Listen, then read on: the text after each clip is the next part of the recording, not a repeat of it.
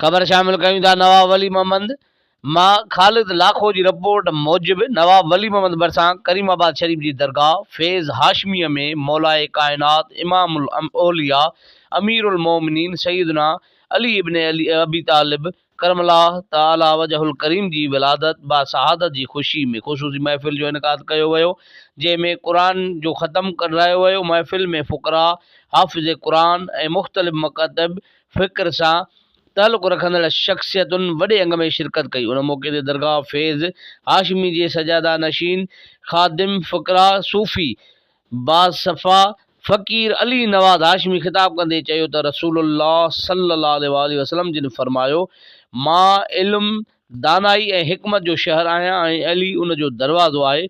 उन सां मुहबत करणु ईमान जी निशानी आहे। जंहिं जंहिं जो मां मौला आहियां उन जो अली मौला आहे। नबी जो फ़रमान आहे, जंहिं अली जे चहिरे खे ॾिठो उन ॼण नफ़िली इबादत कई ऐं उनखे नफ़िली इबादत जो सवाबु मिलंदो। अली मां नफ़रत कंदड़ मुस्लमान नथो थी सघे। अली हक़ ऐं सचो आहे।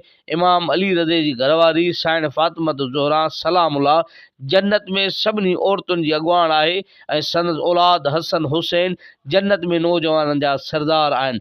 हू हक़ ऐं सच सां आहे ऐं हक़ ऐं सचो हुन सां गॾु आहे। उन मौक़े ते मौला अली अलैहिस्सलाम जे मनक़बत ते फ़क़ीरनि रक़्स कयो, लंगर ऐं मिठाई तक़सीम कई वई।